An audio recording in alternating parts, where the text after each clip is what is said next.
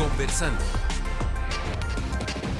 ¿Qué tal? Bienvenidos a Conversando. En esta ocasión vamos a platicar con Roberto Madrazo a propósito de su libro México, la historia interminable. Fue candidato presidencial, presidente del Partido Revolucionario Institucional, senador, gobernador. Tiene una amplia trayectoria en la política mexicana. Es un gusto saludarte. Bienvenido. Muchas gracias, Julie. Me da mucho gusto estar contigo y con tu audiencia. Vámonos duro y directo. ¿Qué tal los resultados del PRI en las últimas elecciones? Fíjate que fueron terribles, muy malos. De 8 gobiernos que tenía el PRI en las pasadas elecciones, perdió los 8. Y de los que no teníamos como gobierno, para completar 15, tampoco pudo ganar el PRI en esas elecciones. Lo que implica que hay que hacer un replanteamiento muy de fondo de lo que está pasando en el partido y cómo poderlo hacer para el futuro. ¿Qué tendríamos que hacer? Porque vimos que había candidatos palomeados desde la presidencia del PRI y tú hablabas de que se tiene que dar un aire fresco, no seguir con los mismos políticos, con la teoría del palomazo, del dedazo, de elegir de manera unilateral. ¿Cómo conseguir ese paso en un partido como el PRI?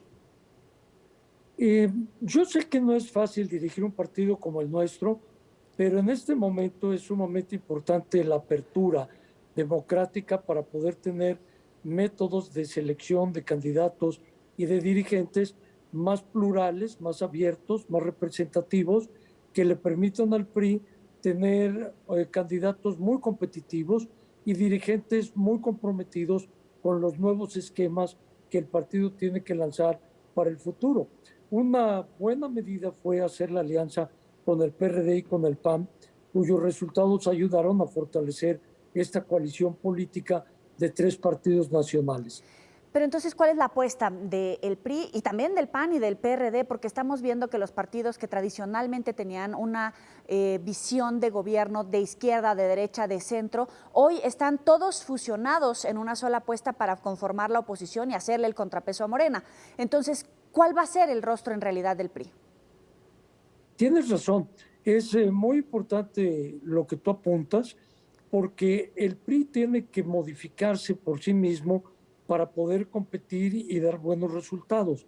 El hecho de haber ganado solo 11 distritos de mayoría en Coahuila y en Nuevo León y no haber ganado en el resto del país, te está indicando del agotamiento de un partido político que tiene que replantear sus formas, su ideología, su trabajo, su organización y la forma de participar, sobre todo de jóvenes y de mujeres, dentro del partido para que pueda tener una posibilidad real de competir. El partido necesita una dirigencia tolerante que sepa escuchar las diferentes voces dentro del partido que le permitan ir a competencias mucho más fortalecido y con una verdadera militancia que lo respalde para poder ganar en las próximas elecciones del 2022, 2023 y ir en la coalición con el PRD y con el PAN para la presidencia de la República en el 2024. ¿Quiénes son esas fichas del PRI que pudieran disputarle a Morena la presidencia en 2024? Es un reto poderlos refrescar. No tengo duda de que si seguimos con los mismos cuadros vamos a tener los mismos resultados. No habría por qué tener resultados diferentes cuando estamos haciendo lo mismo. La única manera de que tengamos resultados diferentes el próximo año en las elecciones es tener candidatos totalmente distintos. Hoy vimos cómo la dirigencia nacional se quedó con todas las candidaturas plurinominales y esto lastimó, molestó, enojó a la militancia que está reclamando mayores espacios de participación, mayor tolerancia para que sus voces, por diversas que sean, se puedan escuchar. Pero tienen cuadros al interior del PRI o incluso tiene cabida, por ejemplo, candidatos que no quepan dentro de la apuesta de López Obrador, por ejemplo, un Ebrard. Sí, claro, mira, hay candidatas y candidatos en puerta muy valiosos, hay muy buenos cuadros del partido, mujeres y hombres que pueden competir. Lo que no ha habido es la oportunidad para que puedan hacerlo. La dirigencia nacional está muy cerrada, está atrincherada y no le abre espacios más que a sus pequeños grupos cuando la militancia son muchos más. Y yo sí veo que podemos tener mujeres muy competitivas y jóvenes también muy fuertes en sus distritos, en sus municipios, en sus estados, que pueden competir para poder ganar en los próximos procesos electorales. Ya entramos al tema de la dirigencia del PRI, pero ¿un Ebrard tendría cabida en el PRI como candidato para la Eh, presidencia? no lo veo como candidato propio del PRI. Habría que ver en términos de una coalición qué es lo que se pudiera hacer, pero yo a Marcelo lo veo más determinado a participar dentro de Morena como candidato a la presidencia en el 2024. Ahora, ha sido muy enfático en la dirigencia del PRI, de Alejandro Moreno. ¿Tiene que dar un paso al costado, renunciar, darle paso a los nuevos bríos dentro del partido? Lo que preguntas es sumamente importante para la militancia del partido. Alejandro Moreno tiene que tomar una decisión por los malos resultados que hubo en la elección del 6 de junio. En un partido democrático como el nuestro, el no tener buenos resultados electorales ha hecho en otras ocasiones que sus dirigentes dejen estar al frente del partido, se hagan a un lado, den paso a la Asamblea Nacional para que la Asamblea determine quién va a ser su candidato. Me parece que hoy estamos ante la puerta de la próxima Asamblea Nacional, la número 23, en la cual deberá renovarse la dirigencia nacional y Alejandro tendrá que rendir cuentas de qué es lo que le pasó al partido que no pudo tener buenos resultados. Y por supuesto, presentar su renuncia para que pueda darse paso a una renovación completa del partido, de su dirigencia, de su estructura, de su ideología, de su planteamiento en cuanto al programa de acción que debe de emprender sin demora, porque el año que entra vamos a ir a 6 elecciones de gobernador, de las cuales el PRI gobierna en 2 estados muy importantes, Oaxaca e Hidalgo. Si no nos renovamos antes de ese proceso, si no cambiamos las reglas de selección de candidatos antes del proceso de 2022, corremos el riesgo de perder estos 2 estados y tener solamente los 2 últimos que nos quedarían en juego en 2023, que sería el Estado de México y el Estado de Coahuila. Si el PRI no se renueva, si el PRI no cambia, el PRI va rumbo a su extinción. Pero es la vía a través de la Asamblea. ¿O tiene cabida movimientos como los de Ulises Ruiz? Hay un movimiento que él está encabezando y hay otros en los estados que también se ha presentado de la militancia con mucho malestar.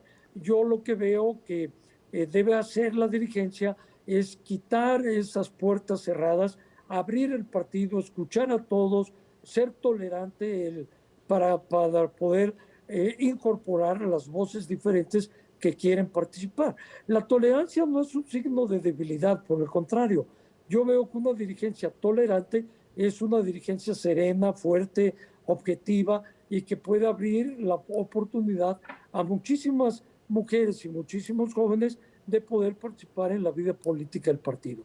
¿Has platicado a través de tu experiencia, de expresidente a presidente del partido con Alejandro, precisamente sobre estos resultados, sobre la necesidad de que haya esta transición? ¿Ha prestado oído si es que ha sido así? Hemos platicado, pero no lo veo que escuche. Me parece a mí que en este momento Alejandro está muy aferrado a mantenerse en la dirigencia y ese es un grave error para el partido. Él como dirigente, siendo un agente joven, ya es diputado federal, podría estar en la Cámara de Diputados haciendo la tarea legislativa y abrir una asamblea democrática para la selección de un nuevo dirigente al frente del partido. ¿Quién puede ser ese nuevo dirigente? No sabemos, seguramente si el partido se abre, va a haber una muy buena participación de personas que desean dirigir el partido en una época tan compleja como la que hoy tenemos. Yo he visto en todo el país, por razones de trabajo, lo he estado recorriendo y me encuentro con muchísimas militantes, mujeres y con muchos hombres y jóvenes, sobre todo jóvenes, que quieren participar y que quieren dirigir el partido en un momento como este. Roberto, en tu libro hablas, sí, de la vida democrática, de la vida institucional en México, pero también hablas de economía, de seguridad, de salud incluso y de algunas recomendaciones de libros que coincidimos. Vamos a abordar este tema más adelante, pero hablas acerca de la vida institucional de la oposición y los contrapesos. Te pregunto, ¿cómo va a actuar el PRI frente a las propuestas que está haciendo Morena, sobre todo en la Cámara de Diputados, donde hay cartas importantes de Alejandro Moreno, por ejemplo, en temas como el ministro Saldívar? No podría el PRI apoyar la ampliación del mandato del ministro Saldívar porque el voto que recibió el partido durante el proceso electoral es muy claro. No es un voto para hacer reformas caprichosas como las que está planteando el presidente López Obrador. Esta ampliación, violando la Constitución, no tiene cabida para un voto favorable del PRI. El PRI tiene que votar en contra de esta ampliación de mandato porque abriría la puerta de votar a favor para que el presidente López Obrador pueda también proponer la ampliación de su mandato constitucional y poder quedarse más tiempo más allá del 2024 como fue electo. Este es un voto que el partido no puede exponer, dado que tiene un mandato muy claro de quienes votaron por él el pasado 6 de junio. ¿Observas que hay una tendencia, hay movimientos en este ajedrez de la política para desmontar la vida institucional como se conoce actualmente, con esta división de poderes, con contrapesos incluso? Desde luego, veo muy clara la intención del presidente López Obrador de eliminar todos los contrapesos que pueda tener la voluntad presidencial, que fortalecen estos contrapesos la vida democrática institucional. Al presidente no le gustan los órganos autónomos, por eso él ha dicho que va a plantear al Congreso una reforma del Instituto Nacional Electoral y del propio Tribunal Electoral para poder tener un tribunal y un instituto electoral a modo. Ahí los partidos políticos que sí creen en la democracia tienen que ir muy firmes para evitar que se dañe a instituciones como estas que dan certidumbre en los procesos electorales. Pero tampoco le gusta la Comisión Reguladora de Energía, no le gusta el Instituto Nacional de Acceso a la Información y Protección de Datos Personales. Ya logró colonizar la institución de derechos humanos. Ya la Comisión Nacional de Derechos Humanos tiene una persona afín, totalmente afín a Morena y a él en lo personal. El presidente va a seguir en esta lucha por romper todos los contrapesos que le impidan regresar a ese México de los años 70, 80, años de Luis Echeverría o José López Portillo, en donde la voluntad presidencial es la que dominaba. Aquella presidencia autoritaria de esos años es lo que el presidente López Obrador anhela y quisiera tener en el pleno siglo XXI aquel México del siglo XX que ya no existe. Pero el presidente va a insistir en regresar a ese tiempo para tener el control absoluto de la vida política del país. ¿Cuántos pasos faltan del autoritarismo que hablas a la dictadura? Esa es la pregunta con la que te dejo. Vamos a hacer una pequeña pausa y volvemos más adelante aquí en Conversando. Seguimos conversando con Roberto Madrazo, fue candidato presidencial en México, presidente del PRI, gobernador incluso de Tabasco, el mismo estado donde es originario el presidente López Obrador. Y te quiero preguntar, Roberto, ¿cómo observas esta transición del autoritarismo a la dictadura que muchos medios de comunicación, muchos críticos, tanto mexicanos como extranjeros, están poniendo sobre la mesa, sobre estas similitudes entre López Obrador y dirigentes, por ejemplo, como de Venezuela, Nicaragua, Ecuador, por el trato que le da la prensa, por esta intención de desmontar las instituciones, la vida democrática como lo conocemos actualmente en México? ¿Qué tan lejos o si estamos dando estos pasos de esta transición del autoritarismo a la dictadura? Muy poquitos pasos serían los que faltaría al presidente López Obrador encaminar, dar, para poder convertir en una dictadura esta presidencia autoritaria que él está ejerciendo. Me parece a mí un rasgo muy ejemplificativo esta sección que agregó a las mañaneras, que es el foro desde donde gobierna al país, de quién es quién en la mentira, para poder golpear, atacar a los comunicadores, a los medios, a los intelectuales, tanto nacionales como extranjeros. Y esto es una verdadera crisis democrática porque el presidente no admite opiniones diversas, opiniones en contra de lo que él dice o afirma o cree. Me llama la atención muchísimo porque él se preparó aparentemente durante 18 años para llegar al gobierno de la República. Sin embargo, cuando ha llegado está lleno de ocurrencias, está lleno de rencor, de odio, está lleno de estos fantasmas sobre las personas que dicen cosas sobre lo que está pasando en el país. Y estos espejos que han construido los intelectuales, los medios, los periodistas, que ustedes todos los días nos informan de lo que realmente pasa en el país, al presidente lo llena de cólera, lo llena de enojo, lo llena de un rencor en contra de quienes están sirviendo de espejo para la sociedad internacional y la sociedad nacional de lo que pasa en nuestro país. Y cuando hay casos que se asemejan como a Venezuela, como a Nicaragua y a otros muchos países, recordamos a aquel escritor analista de las democracias latinoamericanas como fue Guillermo O'Donnell. En los años 70 hasta principios de los 80, O'Donnell veía que las democracias latinoamericanas eran democracias delegativas. Elegían al Senado, elegían a los diputados, pero estos le delegaban al presidente todas las funciones y todo el poder. Poco a poco se fueron dando cuenta en Latinoamérica que necesitaban instituciones muy robustas, muy fuertes, para poder hacer frente a los equilibrios obsesivos de los presidentes de estos países. De tal razón que construyeron sus instituciones. México tiene más de 30 años construyendo estas instituciones que le dan equilibrio a la presidencia y que le dan contrapesos a las obsesiones presidenciales.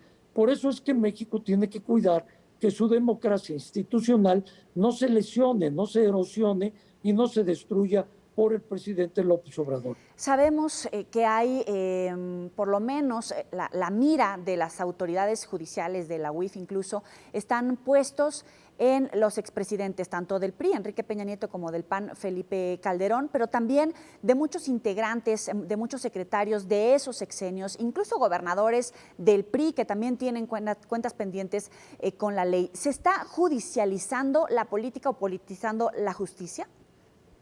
Es correcto como tú lo afirmas. Así es como está pasando. Desde luego que si hay algún delito cometido por alguien de un gobierno anterior, desde el presidente hacia abajo, debe castigarse. La ley debe de aplicarse, no debe consultarse. Por eso a mí la consulta que está convocando el presidente a partir del 1 de agosto me parece un derroche de dinero. Va a costar 500 millones de pesos y no es vinculante.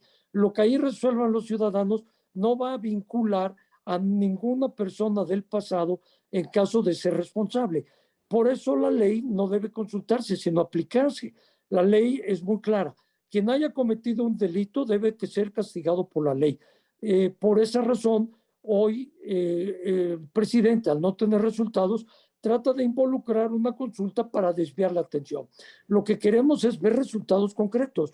Seguimos observando a 3 años de gobierno que los niños con cáncer no tienen medicamento y que sus padres están desesperados por conseguirlos. Pero recordemos que el presidente López Obrador le quitó 33 mil millones de pesos al fideicomiso que atendía las enfermedades catastróficas, cáncer, hipertensión, SIDA, problemas de corazón y otros daños de salud mayores que estaban protegidos con más de 33 mil millones. Esto se está utilizando para el Tren Maya, para la refinería de Dos Bocas o para el aeropuerto Santa Lucía. Y la falta de resultados es lo que la gente hoy está reclamando. Se está capitalizando la esperanza de los mexicanos, porque muchos aseguran que el voto del 2018 que llevó al triunfo a la presidencia López Obrador fue un voto de rechazo contra la corrupción, por ejemplo, de gobiernos emanados del PRI. Es correcto, yo sí coincido. Creo que ese ambiente le ayudó mucho al candidato López Obrador. La corrupción del gobierno de Peña Nieto fue terrible y esa corrupción le hizo un caldo de cultivo muy favorable a las propuestas de Andrés Manuel López Obrador como candidato. Sin embargo, vemos hoy a 3 años de su gobierno que el presidente López Obrador traiciona todos los días lo que dijo el candidato Andrés Manuel López Obrador. El candidato López Obrador dijo que los militares iban a estar en los cuarteles. El presidente López Obrador todos los días está militarizando al país, haciendo que los militares repartan vacunas, repartan libros de texto, construyan carreteras, construyan el Tren Maya, construyan un aeropuerto y así sucesivamente. Roberto, te escucho con mucha autocrítica, por ejemplo, al presidente del PRI. Acabas de hablar del expresidente Peña Nieto. ¿Cuál fue el pecado en realidad del último expresidente del PRI, de Peña Nieto? La corrupción. Yo creo que él tuvo un proceso de corrupción muy grande en su gobierno. No escuchó las voces que reclamaban tanto dentro del PRI como fuera del PRI que esto estaba sucediendo. Quienes lo hicimos dentro del partido no fuimos escuchados. Era un partido que tuvo muchos dirigentes en el periodo de Peña Nieto y que fueron dirigentes a modo, dirigentes callados, dirigentes que acompañaban solamente las decisiones del presidente, que no oponían resistencia a la política equivocada cuando se iba teniendo. Un poco esto le pasó a Acción Nacional también con el presidente Fox y con el presidente Calderón, y esto tuvo consecuencias para ellos, como le tiene para cualquier partido político que deja de ser autocrítico. Un partido tiene que tener capacidad de reconocer errores para poderlos corregir. ¿Tú le advertiste en algún momento al expresidente Peña Nieto de los casos de los gobernadores ahora señalados, imputados por casos de corrupción, de lavado de dinero, etcétera, del propio Lozoya? Desde luego, de Lozoya no, pero de los exgobernadores sí. Era muy claro lo que estaba pasando en el caso de Quintana Roo, en el caso de Veracruz, en el caso de Nuevo León. Algunos fueron castigados, otros no, pero era evidente que el partido estaba siendo lastimado por estos procesos de corrupción e imposición de candidatos en los estados para que fueran los diputados locales o alcaldes o diputados federales que le protegieran las espaldas a quienes estaban ejerciendo el poder público. No hubo responsabilidad en el ejercicio del poder público. Más bien lo que hubo es una ausencia enorme en la administración de Peña Nieto de la responsabilidad de ejercer el poder público. ¿Crees que vayamos a ver a un expresidente, se llame Felipe Calderón o Peña Nieto, tras las rejas? Pues lo dudo porque pareciera, aunque yo no tengo elementos que me permitan afirmarlo, sí tengo impresiones de que parece ser que hubiera un pacto, un acuerdo cuando menos entre el presidente López Obrador y el expresidente Enrique Peña Nieto. No así en el caso Calderón. Vemos que ataca permanentemente a Calderón, pero no toca para nada al expresidente Peña Nieto. Para concluir, porque se nos acaba el tiempo y tú acuérdate que tienes una deuda pendiente con Mega Noticias TVC, te vamos a esperar acá en el estudio. Será un gusto, Joel. ¿Cuál es la evaluación que haces de estos 2 años y medio de gobierno del presidente López Obrador en materia de seguridad? Porque se habla mucho de abrazos, no balazos, pero vemos las masacres, vemos esta toma de territorios, por ejemplo, el caso más extremo que se me viene a la mente ahorita, Michoacán, o el caso de Tamaulipas. Es terrible lo que está pasando en seguridad pública, pero lo mismo con la salud y lo mismo con la economía. En la salud estamos viendo que en plena pandemia le quitó 3,000 millones al ya bajo presupuesto que tenía la Secretaría de Salud, que entre paréntesis es el más bajo que ha tenido en los últimos 8 años. Y en el caso de seguridad, estamos viendo cómo el narcotráfico ocupa ya casi el 40% del territorio nacional en estados como Michoacán, Sinaloa, Sonora y algunos otros en la región del Bajío o en la región de Tlaxcala, Puebla e Hidalgo, y en donde ejerce a su libre albedrío el poder municipal, el narcotráfico. Vimos candidatos asesinados, vimos candidatos secuestrados, vimos candidatos que fueron impuestos por el narcotráfico, y ahora vamos a ver qué dicen las autoridades electorales. Pero sin duda que el aumento de homicidios dolosos, como lo hemos visto en estos 3 años, es terrible. Es algo en lo que el presidente no ha dado buenos resultados y es una de las cosas que el candidato López Obrador aseguró que sería primordial para su política dar resultados inmediatos en seguridad pública, cosa que el presidente no ha hecho como lo ofreció el candidato López Obrador. ¿Se puede hablar de que en México hubo o hay un narcoestado?